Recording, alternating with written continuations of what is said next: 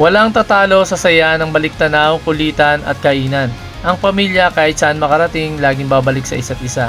Isang makabuluhang pagtitipon ng pamilya, paggunita sa nakaraan, pagdiriwang ng kasalukuyan, at pagbuo ng mas matibay na kaugnayan para sa hinaharap. Kaya samahan nyo kami sa biyahe ni Ho.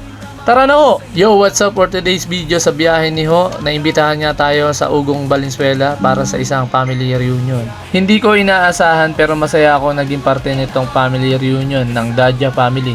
Iba talaga ang pakiramdam pag nasasama ka, lalo na sa ganitong pagtitipon na puno ng kwentuhan, tawanan at syempre masarap na kainan. Dito nga sa Ugong Valenzuela may simple at magandang pwedeng mag-staycation ang pamilya, barkada o magkasintahan.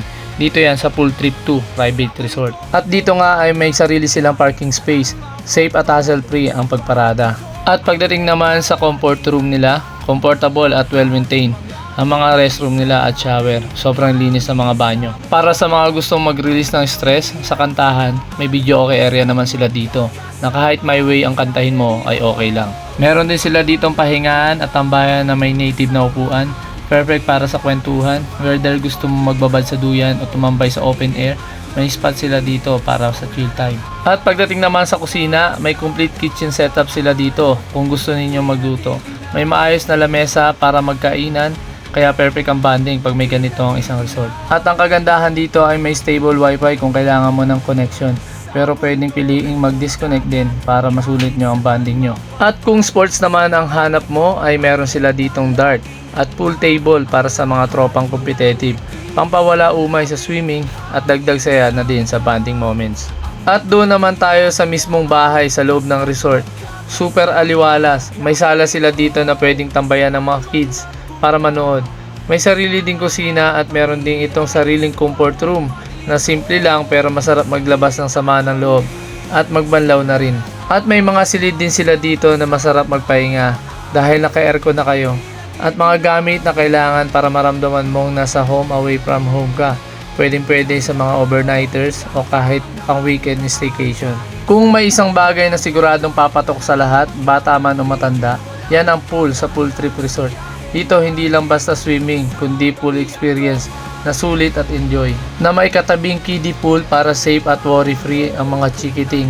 Mababaw lang kaya pwedeng mag-enjoy ang mga bata nang hindi kinakabahan si mami o daddy. Huwag limitahan sa araw ang saya. Sa Pool Trip Resort, pwede ang overnight swimming. May mga pool lights na nagbibigay ng relaxing vibe tuwing gabi. Lalo na pag malamig ang hangin, sobrang sarap magbabad habang may soft music o simpleng kwentuhan. At oo nga pala, big shoutout sa mga nakasama namin dito at sa pag-aya sa amin. Hindi lang basta outing kundi quality time talaga. Thank you sa effort at pag-asikaso sa amin. Sobrang sulit ang trip. Busog na sa pagkain, busog pa sa tawanan. Sa mga nagtatanong kung saan to, ang Pool Trip 2 Private Resort ay located sa 1264 Subdivision, St. Anthony Street, Santa Monica, Valenzuela, Metro Manila. Sa mga nagbabalak pumunta dito, for sure na mag-enjoy kayo. So mag-iingat kayo palagi sa inyong mga biyahe. For more biyahe, just follow us sa Biyahe ni Ho and don't forget to subscribe sa aming YouTube channel na Biyahe ni Ho for more. God bless. Bye! Laging handa ang lahat, mga ngiti sa labi, hangin sa mukha. Ang mundo'y tila kagaan, basta't magkakasama.